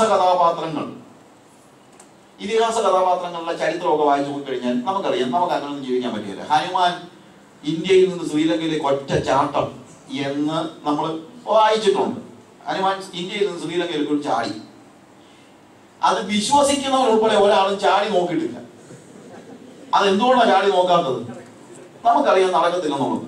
അപ്പൊ ഒരു ഇതിഹാസ കഥാപാത്രത്തിന്റെ ജീവിത ശൈലി ഒരു സാധാരണക്കാരന് അനുകരിക്കാൻ കഴിയത്തില്ല. ഇതുപോലെ ഒരു ഇതിഹാസ കഥാപാത്രമായിട്ടാണ് നമ്മൾ പലപ്പോഴും വേദപുസ്തക കഥാപാത്രങ്ങളെ കാണുന്നത്. അതാണ് നമ്മുടെ പ്രശ്നം. ഇപ്പോൾ ഉദാഹരണം പറഞ്ഞു കഴിഞ്ഞാൽ, ഞാൻ ചെറിയ പ്രായത്തിൽ എനിക്ക് ഏലിയാവിനോട് ഭയങ്കര ഒരു സ്നേഹമായിരുന്നു. അപ്പൊ ഏലിയാവിനെ നമ്മൾ ആദ്യം തന്നെ കാണുന്നത് തിശ്ബീനായ ഏലിയാവ് ആഹാബിന്റെ കൊട്ടാരത്തിലേക്ക് കടന്നു ചെന്ന് യാതൊരു രീതിയിലും ഒരു പേടിയും ഇല്ലാതെ ആഹാബ് രാജാവിന് എതിരായിട്ടൊരു സന്ദേശം പറഞ്ഞിട്ട് നമ്മുടെ ഭാഷ പറഞ്ഞ പുഷ്പം പോലെ മടങ്ങി വരുന്നത് നമ്മൾ കാണും. അപ്പൊ നമ്മൾ പറയും, ഇവൻ ദൈവം എന്നാണ് എന്നോട് പറയുകയാണ്, നീ നേരെ ഇന്ത്യയിലെ രാഷ്ട്രപതി ഭവനിൽ ചെന്ന് രാഷ്ട്രപതിയോട് അല്ലല്ല മാനസാന്തരപ്പെടാൻ ഞാൻ നീ അങ്ങനെ തന്നെ നശിച്ചു പോകും എന്ന് പറഞ്ഞാൽ ദൈവം പറഞ്ഞാൽ പോയാലേ പറ്റുള്ളൂ. എന്നാലും 2 വട്ടം ഞാൻ ആലോചിക്കും. എന്നു ചോദിച്ചു കഴിഞ്ഞാൽ അങ്ങ് ചെന്നിട്ടല്ലേ എന്ന് പറയാൻ പറ്റുള്ളൂ. അങ്ങ് ചെല്ലുന്നതിന് മുമ്പ് തന്നെ നമ്മൾ മിക്കവാറും അരിപ്പയായി പോകും. നമുക്കറിയാം, ഇറ്റ് ഇസ് നോട്ട് പോസിബിൾ. ദൈവം പറഞ്ഞാൽ കേൾക്കണം എന്നറിയാൻ പറഞ്ഞത്. പക്ഷെ എന്നാലും നമ്മുടെ മനസ്സിൽ ഏലിയാവിന്റെ ചരിത്രം പറയുമ്പോഴത്തേക്ക് ആഹാബിന്റെ കൊട്ടാരത്തിൽ പോയ ചരിത്രം പറയുമ്പോൾ നമ്മൾ പറയും ഏലിയാവ് ആരാ, ഞാൻ ആരാ? ഏലിയാവ് ഞാൻ സാധ്യമല്ലേ. ഇനി അതുമല്ല, കർമ്മേലിന്റെ കൊടുമുടിയിൽ പ്രാർത്ഥിച്ച് മഴ പെയ്ച്ചവനായ ഏലിയാവ്, ആഹാബിന്റെ തേരിന് മുമ്പാകെ ഓടിയ ഏലിയാവ്, ആ പ്രാർത്ഥിച്ച ആകാശത്തിൽ നിന്ന് തീ ഇറക്കിയ ഏലിയാവ്, ഇതൊക്കെ വായിക്കുമ്പോഴല്ല നമ്മൾ പറയുന്നത് എന്താ? ഏലിയാവ് ആരാ, ഞാൻ ആരാ? അങ്ങനെ വായിച്ച് പുതിയ നിയമത്തിൽ വന്നപ്പോഴാണ് ഏലിയാവ് നമുക്ക് സമസ്വഭാവമുള്ള മനുഷ്യനാകുന്നത്. അപ്പോഴത്തേക്ക് നമ്മളെ ഗ്യാസ് പോയി. കാര്യം ഇത്രയും കാര്യങ്ങൾ പറഞ്ഞിട്ട് വേദോസം പഠിപ്പിക്കുകയാണ്. അവൻ നമ്മളെ പോലെ ഒരാളായിരുന്നു. അങ്ങനെ ആകുമ്പോൾ ഏലിയാവ് ജീവിച്ചതുപോലെ എനിക്കും ജീവിക്കാൻ പറ്റണം. കാരണം ഏലിയാവ് ഒരു ഇതിഹാസ കഥാപാത്രമല്ല. വേദപുസ്തകത്തിലെ കഥാപാത്രങ്ങൾ ആരും ഇതിഹാസ കഥാപാത്രങ്ങളല്ല. നമുക്ക് അനുകരിക്കുവാനായിട്ട് ദൈവം നൽകിയിരിക്കുന്ന സംഭവ വേദപുസ്തക എഴുത്തുകാരെ അല്ലെ വേദപുസ്തക കഥാപാത്രങ്ങളെ നമുക്ക് നൽകിയിരിക്കുന്നത് കഥയല്ല, ഇത് ഇതിഹാസമല്ല, നടന്ന കാര്യങ്ങളാണ്, ഇന്നും നടക്കുന്ന കാര്യങ്ങളാണ്. ഹാനോക്ക് ദൈവത്തോട് കൂടെ നടന്നെങ്കിൽ എനിക്കും ദൈവത്തോട് കൂടെ നടക്കാൻ കഴിയും. അപ്പൊ നമ്മൾ പറയും ഹാനോക്ക് ആരാ, ഞാൻ ആരാ? ഹാനോക്കിന് എനിക്ക് ഭാര്യ മക്കളൊക്കെ ഇല്ലേ? അല്ലെങ്കിൽ ഹാനോക്കിനും ആരുണ്ടായിരുന്നു? ഭാര്യ മക്കളും ഉണ്ടായിരുന്നു. ദൈവത്തോടു കൂടെ നടന്നെന്ന് പറഞ്ഞ് വേറൊരാളെ കുറിച്ച് പറയുന്നത് നോഹയെ കുറിച്ചാണ്. നോഹയ്ക്കും ആരുണ്ടായിരുന്നു? ഭാര്യ മക്കളും ഉണ്ടായിരുന്നു. അപ്പൊ ഭാര്യ മക്കൾ എന്ന് മക്കളും ഉള്ളത് ദൈവത്തോടു കൂടെ നടക്കാൻ ഒരു തടസ്സം അല്ല എന്ന് നമ്മൾ മനസ്സിലാക്കണം. അല്ല, അതുപോലെ നമ്മളും ദൈവത്തോട് ചേർന്ന് നടക്കാനായിട്ട് നമുക്ക് കഴിയണം. ദൈവത്തോട് കൂടെ നടക്കണം. നമ്മൾ ആമോസിന്റെ പ്രവചനം വായിക്കുമ്പോൾ അതിന്റെ 3-ാമത്തെ അധ്യായത്തിൽ, ആമോസിന്റെ പ്രവചനം 3-ാം അധ്യായം അതിന്റെ 3-ാമത്തെ വാക്യത്തില് രണ്ടുപേർ തമ്മിൽ ഒത്തിട്ടല്ലാതെ ഒരുമിച്ച് നടക്കും. രണ്ടുപേര് തമ്മിൽ ഒരു അവിടെ ഉപയോഗിച്ചിരിക്കുന്നത് ഇസ്രായേൽ മക്കളെ, നിങ്ങളെ കുറിച്ചും ഞാൻ മിസ്രൈം ദേശത്ത് പുറപ്പെടുവിച്ച സകല വംശങ്ങളെ കുറിച്ചും യഹോവ അരുളിച്ചെയ്തിരിക്കുന്ന വചനം കേൾപ്പിൻ. ഭൂമിയിലെ സകല വംശങ്ങളിലും വെച്ച് ഞാൻ നിങ്ങളെ മാത്രം തെരഞ്ഞെടുത്തിരിക്കുന്നു. നിങ്ങളുമായിട്ട് മാത്രമേ ഞാൻ ഒരു ഉടമ്പടി ഉണ്ടാക്കിയിട്ടുള്ളൂ. I have known you by covenant. യാഥാ എന്ന് പറഞ്ഞൊരു വാക്കാണ് ഉപയോഗിച്ചിരിക്കുന്നത്. I have known you. ഞാൻ നിങ്ങളെ അറിഞ്ഞിരിക്കുന്നു. ഞാൻ നിങ്ങളുമായിട്ട് ഉടമ്പടി ചെയ്തിരിക്കുന്നു. അപ്പൊ ഉടമ്പടി ചെയ്തു എന്നുള്ള പറഞ്ഞിട്ട് അവിടെ പറഞ്ഞിരിക്കുന്ന വാക്കിന്റെ അർത്ഥം അതാണ്. തെരഞ്ഞെടുത്തിരിക്കുന്നു പറഞ്ഞിരിക്കുന്നത് നിങ്ങളുമായിട്ട് ഞാൻ ഉടമ്പടി ചെയ്തിരിക്കുന്നു. അതുകൊണ്ട് ഞാൻ നിങ്ങളുടെ അകൃത്യങ്ങളൊക്കെയും നിങ്ങളിൽ സന്ദർശിക്കും. രണ്ടുപേർ തമ്മിൽ ഒത്തിട്ടല്ലാതെ ഒരുമിച്ച് നടക്കും. എന്തിനാണ് ഉടമ്പടി ചെയ്തെന്ന് ചോദിച്ചാൽ നമ്മൾ ഒരുമിച്ച് നടക്കാൻ. പക്ഷേ ഒരുമിച്ച് നടക്കണമെങ്കിൽ നമ്മൾ ഒക്കണം. ഇപ്പോൾ ഒക്കാതെ പോകുന്നത് എന്താണ്? നിങ്ങളുടെ അകൃത്യങ്ങൾ. അപ്പൊ അകൃത്യം ചെയ്യുന്നവർ ഒരുമിച്ച് ദൈവത്തിന് നടക്കാൻ കഴിയുകയില്ല. ബാക്കിയെല്ലാം ശരിയാണ്, ഉടമ്പടിയുണ്ട്, ദൈവത്തോടു കൂടെ നടക്കണം. പക്ഷേ തടസ്സം നിൽക്കുന്നതായ അകൃത്യങ്ങൾ, അതിനെ ഞാൻ സന്ദർശിക്കും. ഞാൻ വെറുതെ എടുത്തേക്കുന്നു. പ്രിയമുള്ളവരെ, മറ്റുള്ളവർ എന്തെങ്കിലും ഒരു തെറ്റ് ചെയ്താലും ദൈവം ചിലപ്പോൾ കണ്ണടച്ചെന്നിരിക്കും. പക്ഷേ ഒരു വിശ്വാസി തെറ്റ് ചെയ്താൽ അവൻ കണ്ണടക്കത്തില്ലെന്നാ പറയുന്നത്. കാര്യം ലോകത്തിലുള്ള സകല വംശങ്ങളും തെറ്റ് ചെയ്താലും ഞാൻ ചിലപ്പോൾ കണ്ണടച്ചെന്നിരിക്കും. നോക്കത്തില്ലെന്നല്ല, പക്ഷെ എന്നാലും അവരോട് കുറച്ചെങ്കിലും ഞാൻ മയം കാണിച്ചെന്നിരിക്കും. പക്ഷെ നീ തെറ്റ് ചെയ്താൽ സമ്മതിക്കത്തില്ല. നമ്മളാണെങ്കിൽ ആരുമായിട്ടെങ്കിലും നല്ല പരിചയം ഉണ്ടെങ്കിൽ അതൊരു ഇപ്പം ഞാനിപ്പോൾ കേരളത്തിലെ ഏറ്റവും വലിയ പോലീസ് ഓഫീസേഴ്സ് ആരുമായിട്ടെങ്കിലും ഞാൻ പരിചയക്കാരനാണെന്ന് വയ്ക്കുക. പോലീസ് സൂപ്രണ്ടോ അല്ലെങ്കിൽ IG-മായിട്ടോ അല്ലെങ്കിൽ DIG-മായിട്ടോ ഒക്കെ എനിക്ക് എന്തെങ്കിലും ഒരു പരിചയമുണ്ടെന്ന് വയ്ക്കുക. IG-മായിട്ട് ഞാൻ വളരെ ക്ലോസ് ആണെങ്കിൽ, അല്ലെങ്കിൽ ട്രാൻസ്പോർട്ട് കാര്യങ്ങൾ നോക്കുന്ന IG-യും ഞാനും വളരെ ക്ലോസ് ഫ്രണ്ട്സ് ആണെങ്കിൽ, ആരെങ്കിലും എന്നെ ഒരു പോലീസുകാരൻ തടഞ്ഞു നിർത്തി എന്നോട് എന്തെങ്കിലും കാര്യങ്ങൾ ചോദിക്കുമ്പോൾ ഞാൻ എന്താ പറയും? അത് കുഴപ്പമൊന്നുമില്ല, നീ IG-യെ വിളിച്ച് ചോദിച്ചു എന്ന് പറയും. അപ്പൊ IG-യും ഞാനും തമ്മിലുള്ള പരിചയം ട്രാഫിക് ലംഘിക്കാനുള്ള ഒരു ഉപാധിയായിട്ടാണ് ഞാൻ പലപ്പോഴും കാണുന്നത്. പക്ഷെ കർത്താവ് പറഞ്ഞത് പരിചയം ഉണ്ടെന്നെങ്ങാനും പറഞ്ഞു കഴിഞ്ഞാൽ ഞാൻ ഇരട്ടി ശിക്ഷ വിധിക്കുമോ? എന്നാന്നറിയാമോ? മറ്റൊരാൾ ചെയ്തു കഴിഞ്ഞാൽ അത്രയും ഇപ്പം അത് നമ്മൾ ഞാൻ എൻ്റെ നാട്ടിൽ കൂടെ പോകുന്ന കൂട്ടത്തിൽ ഞാൻ ഒരു ഉദാഹരണം പറയുകയാണ്. നാട്ടിൽ കൂടെ പോവാണ്, 2 പിള്ളേരിരുന്ന് ചീട്ട് കളിക്കും, അല്ലെങ്കിൽ 2 പിള്ളേർ വഴക്കുണ്ടാക്കുക, അല്ലെങ്കിൽ 2 പിള്ളേർ എന്തെങ്കിലും കാണിക്കുക, അല്ലെങ്കിൽ 2 പിള്ളേരിരുന്ന് വീഡിയോ വലിക്കുന്നു, സിഗരറ്റ് വലിക്കും. 2 പിള്ളേർ സിഗരറ്റ് വലിക്കുന്ന എൻ്റെ അയൽവക്കക്കാരൻ. അപ്പൊ അയൽവക്കക്കാര് പിള്ളേർ 2 പേരിരുന്ന് സിഗരറ്റ് വലിക്കുന്നത് കാണുമ്പോഴത്തേക്ക് ഞാൻ എന്താ പറയും? എന്താ പറയാനാ ഈ കാലത്ത് പിള്ളേരുടെ മൊട്ടേന്ന് വിളിക്കില്ല, കണ്ടിട്ട് വിളിക്കുന്നത് ചീട്ട് വിളിക്കുന്നത് എന്ന് പറഞ്ഞിട്ട് ഞാൻ ചിലപ്പോൾ സങ്കടം ഉണ്ടായിരിക്കും, എന്നാലും ഒന്ന് പോകും. പക്ഷെ പിറ്റേ ദിവസം ഞാൻ ചിലപ്പോൾ എൻ്റെ പിള്ളേരിൽ നിന്ന് സീട്ട് വിളിച്ചാലോ ഞാൻ എന്താ പറയും? ഓ എന്താ പറയാനേ, കാലത്തെ പിള്ളേരുടെ കാര്യമൊന്നും പറയണ്ട എന്നാണോ? അല്ല, വിളിച്ചിട്ടുണ്ട് പൊട്ടി കൊടുക്കും, കേറി പോടാ വീട്ടിൽ. എന്തുകൊണ്ടാണ്? അയൽവക്കക്കാരൻ്റെ പിള്ളേർ സീട്ട് വിളിച്ചപ്പം സൈഡിൽ കൂടെ നടന്നു പോയ ഞാൻ, സങ്കടപ്പെട്ട് നടന്നു പോയ ഞാൻ, എൻ്റെ പിള്ളേരെ ചീട്ട് വിളിച്ച് അല്ലെങ്കിൽ സീട്ട് വിളിച്ചപ്പോഴത്തേക്ക് തല്ലു കൊടുത്ത് കയറ്റി വിടുന്നതിൻ്റെ കാര്യം. അയൽവക്കക്കാരൻ്റെ പിള്ളേർ, ഇത് എൻ്റെ പിള്ളേർ, എൻ്റെ കൂടെ വസിക്കേണ്ട പിള്ളേർ, എൻ്റെ കൂടെ ജീവിക്കേണ്ട പിള്ളേർ, എൻ്റെ മക്കള്, ഞാൻ നടക്കുന്ന പോലെ നടക്കണം. എനിക്ക് യോജിക്കാത്തത് ചെയ്യാൻ എൻ്റെ മക്കളെ ഞാൻ ഒട്ടും അനുവദിക്കത്തില്ല. ഇതുപോലെ നാട്ടുകാർക്ക് എന്ത് വേണേലും കാണിക്കാം. അവരങ്ങനെ കാണിക്കുന്നത്, ഇവരിങ്ങനെ കാണിക്കുന്നത്, അതൊക്കെ അവർക്ക് കാണിക്കാം. പക്ഷെ എനിക്ക് കാണിക്കാൻ പറ്റില്ല. ഞാൻ ദൈവപൈതല. ദൈവത്തിന് യോജിക്കാത്ത ഒരു കാര്യവും ചെയ്യാൻ എനിക്ക് പറ്റില്ല. അയൽവക്കക്കാരന്റെ മക്കൾ എന്തെങ്കിലും കാണിക്കട്ടെ, അത് കണ്ടിട്ട് അവന് കാണിക്കാമല്ലോ, അവന് കാണിക്കാം. പക്ഷെ അവൻ എന്റെ കൂടെ ജീവിക്കാൻ പോകുന്നില്ല. പക്ഷെ നീ എന്റെ മകനാ, ഞാൻ ജീവിക്കുന്നത് പോലെ നീ ജീവിച്ചാലേ പറ്റുള്ളൂ. അതുകൊണ്ട് അകൃത്യങ്ങളിൽ നടക്കുന്ന ഒരു വ്യക്തി, രണ്ടുപേർ തമ്മിൽ ഒത്തിട്ടല്ലാതെ ഒക്കണമെങ്കിൽ, വിശുദ്ധനായ ദൈവത്തിന്റെ കൂടെ നടക്കണമെങ്കിൽ വിശുദ്ധിയിൽ നടന്നാൽ മാത്രമേ എനിക്ക് എന്ത് ചെയ്യാൻ പറ്റുള്ളൂ? ദൈവത്തോട് ചേർന്ന് നടക്കാനായിട്ട് കഴിയുകയുള്ളൂ എന്നുള്ളത് നിങ്ങൾ മനസ്സിലാക്കണം. ഇവിടെ ഹാനോക്ക് ദൈവത്തോട് കൂടെ നടന്നു. എന്തുകൊണ്ട്? He kept the covenant. അവൻ കവനന്റ് സൂക്ഷിച്ചവനായതുകൊണ്ടാണ്. കവനന്റ് സൂക്ഷിച്ചു എന്നതുപോലെ യേശുവിന്റെ കൂടെ നടക്കണമെങ്കിൽ, ദൈവത്തിലൂടെ നടക്കണമെങ്കിൽ അവനുമായിട്ടുള്ള ഉടമ്പടി സൂക്ഷിച്ചല്ലേ പറ്റുള്ളൂ. ഞാനൊരു ദൈവപൈതലാണ്. എന്നിൽ വ്യാപിക്കേണ്ടത് കർത്താവിന്റെ സ്വഭാവമാണ്. യേശുവിന്റെ സ്വഭാവം വ്യാപരിക്കുന്നില്ലെങ്കിൽ യേശുവിന്റെ കൂടെ നടക്കാൻ എനിക്ക് കഴിയുകയില്ല എന്നത് മനസ്സിലാക്കണം. പിന്നീട് നമ്മള് ഹാനോക്കിനെ കുറിച്ച് പുതിയ നിയമത്തിൽ കാണുന്നതായ ഒരു ഭാഗം എബ്രായ ലേഖനം 11-ാം അധ്യായത്തിലാണ്. എബ്രായ ലേഖനം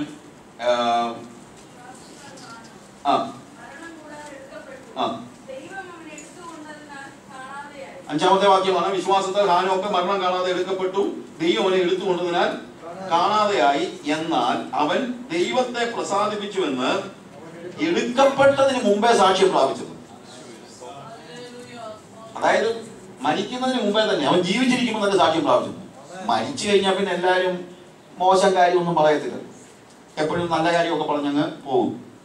ഹാനോക്കിന്റെ കാര്യത്തിൽ മരിച്ചു കഴിഞ്ഞപ്പോഴല്ല, അവൻ ജീവിച്ചിരുന്നപ്പോൾ ആളുകൾ പറഞ്ഞു അവൻ ഒറ്റ ലക്ഷ്യമേ ഉള്ളൂ, ദൈവത്തെ പ്രസാദിപ്പിക്കുക. നമ്മളെ കുറിച്ച് ജനങ്ങൾ അങ്ങനെ പറയുമോ? സൂസിയുടെ അടുത്ത് നീ എന്നിട്ട് ഇതൊന്നും പറഞ്ഞിട്ട് കാര്യമില്ല മോളെ, അവൾ ഇതൊന്നും ചെയ്യത്തില്ല, അവൾക്ക് ആകെപ്പാടെ മനസ്സിൽ ഒറ്റ ആഗ്രഹമേ ഉള്ളൂ, ദൈവത്തെ പ്രസാദിപ്പിക്കണം, ദൈവത്തെ പ്രസാദിപ്പിക്കണം എന്ന് നിന്റെ അയൽവക്കക്കാര് പറയുന്നില്ലെങ്കിൽ നീ സാക്ഷ്യമില്ലാത്ത സ്ത്രീയാണ്. നിന്റെ സാക്ഷ്യം എന്ന് പറയുന്നത് ഇപ്പോൾ പ്രാപിക്കണം. ജീവിച്ചിരിക്കുമ്പോൾ എന്ത് പ്രാപിക്കണം? ദൈവത്തെ പ്രസാദിപ്പിക്കുന്നത് ഒഴികെ വേറെ ഒന്നും ആഗ്രഹിക്കാത്ത മനുഷ്യൻ. ഹാനോക്കിനെ കുറിച്ച് ആളുകൾ പറഞ്ഞതാണ്, അവൻ ദൈവത്തെ പ്രസാദിപ്പിക്കണം, ദൈവത്തെ പ്രസാദിപ്പിക്കണം എന്നുള്ളതല്ലാതെ വേറെ ഒരാഗ്രഹവും ഇല്ലാത്ത മനുഷ്യൻ. നമ്മളുടെ സാക്ഷ്യം എങ്ങനെയാണ് എന്നുള്ളത് നമ്മളൊന്ന് ആലോചിച്ച് നോക്കുക. നമ്മുടെ സാക്ഷ്യം എങ്ങനെയാണ്? യൂദാ ലേഖനം അതിന്റെ 14-ാമത്തെ വാക്യമാണല്ലോ നമ്മൾ വായിച്ചത്. അവിടെ ഉപയോഗിച്ചിരിക്കുന്ന ഒരു വാക്ക് 6 മുതൽ 7 ഹാനോക്ക് ഇവരെ കുറിച്ച്, ഇതാ കർത്താവ് എല്ലാവരെയും വിധിപ്പാനും അവൻ അഭക്തിയോടെ ചെയ്ത ഭക്തിവിരുദ്ധമായ സകല പ്രവൃത്തികൾ നിമിത്തം, ഭക്തികെട്ട പാപികൾ തന്റെ നേരെ പറഞ്ഞ സകല നിഷ്ഠൂരങ്ങൾ നിമിത്തവും ഭക്തികെട്ടവരെയൊക്കെയും ബോധം വരുത്തുവാനും 1000 വിശുദ്ധന്മാരോടുകൂടെ വന്നുമിരിക്കുന്നു എന്ന് പ്രവചിച്ചു. ഇത് വായിക്കുമ്പോൾ ഒരു കാര്യം മനസ്സിലാക്കണം. ഹാനോക്കിനെ പോലെ ഉള്ള ഒരു വ്യക്തിയുടെ ജീവിതത്തിൽ അവിടെ പറഞ്ഞിരിക്കുന്നത്, അവനെതിരെ എന്ത് ചെയ്തെന്നാണ് പറഞ്ഞിരിക്കുന്നത്? അവർ ഭക്തിവിരുദ്ധമായ സകല പ്രവൃത്തി നിമിത്തവും ഭക്തികെട്ട പാപികൾ തന്റെ നേരെ പറഞ്ഞ സകല നിഷ്ഠൂരങ്ങളും നിമിത്തവും. അപ്പൊ ഹാനോക്കിനെ പോലെ വിശുദ്ധനായി ജീവിച്ചാലും നമുക്കെതിരെ സംസാരിക്കാൻ ആളുകൾ ഉണ്ടായിരിക്കും, അല്ലേ? ഹാനോക്കിനെ പോലെ വിശുദ്ധനായിട്ട് ജീവിച്ചിട്ട് വേണം. നമ്മൾ തെറ്റി എല്ലാരും എന്നെ കുറിച്ച് പഴി പറയും എന്നുള്ളത് എനിക്കറിയാം. പഴി കളയാൻ ഉള്ളത് കാണിച്ചു കൊടുത്തിട്ട് പിന്നെ പഴി വളഞ്ഞിട്ട് കാര്യമൊന്നുമില്ല. നമ്മൾ വിശുദ്ധിയോടെ ജീവിക്കുമ്പോഴാണ് നീതി നിമിത്തം ഉപദ്രവിക്കപ്പെടുന്ന മനുഷ്യൻ ഭാഗ്യവാനാണ്. നീതി നിമിത്തം അവൻ നീതിമാനായിരിക്കണം. നിങ്ങൾക്കെതിരെ സകല തിന്മയും കളവായി പറയുമ്പോഴാണ്. തിന്മ സത്യമായിട്ട് പറഞ്ഞാൽ ഒരു പ്രതിഫലം ഉണ്ടാകത്തില്ല, അത് മനസ്സിലാക്കണം. എനിക്കെതിരെ ഒരു തിന്മയും പറയാനില്ലാത്തപ്പോഴാണ് എന്തുണ്ടാകേണ്ടത്. ആളുകൾ കളവായിട്ട് അത് പറയുകയാണെങ്കിൽ എനിക്ക് പറയാൻ പറ്റും. That's all right. ഇവിടെ പറയുന്നത് എന്താണെന്നറിയാം, അവരെയൊക്കെ വിധിക്കാനായിട്ട് കർത്താവ് വരുന്നു, അവരോട് വഴക്കുണ്ടാക്കാൻ. ഹാനോക്ക് എന്ന് പറയുന്നത് ആദാം മുതൽ ഏഴാമനാണ്. ആദാം മുതൽ ഏഴാമനായ കയീന്റെ തലമുറയിൽപ്പെട്ടത് ലാമക്കാണ്. നിങ്ങൾ കണക്കൂട്ടി നോക്കിയാൽ അറിയാം, സമയമില്ലെന്നുകൊണ്ടാണ് ഞാൻ പറയാത്തത്. ലാമക്ക് നിങ്ങൾക്ക് അറിയാമല്ലോ, ലോകത്തിൽ ആദ്യമായിട്ട് പോളിഗാമി കണ്ടുപിടിച്ച ആളാണ്. ഒരു ഭാര്യ പോരാ എന്ന് ചിന്തിച്ച മഹാനായ വ്യക്തിയാണ് അദ്ദേഹം. എന്ന് തന്നെയല്ല, വീരശൂരന്മാരായ 3 പിള്ളേർ. അവൻ വഴക്കുണ്ടാക്കാൻ അവന് പ്രശ്നമൊന്നുമില്ലല്ലോ.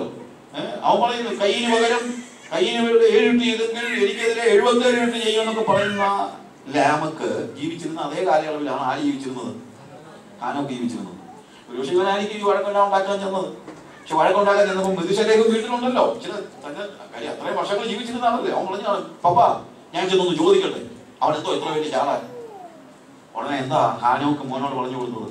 മോനെ, അവരെ വിധിക്കാൻ കർത്താവ്, നീ ആത്മീയനായി ജീവിക്കാൻ നോക്ക്, കർത്താവിനോട് ചേർന്ന് ജീവിക്കാൻ നോക്ക്, അവനോട് ചേർന്ന് നടക്കാൻ നോക്ക്.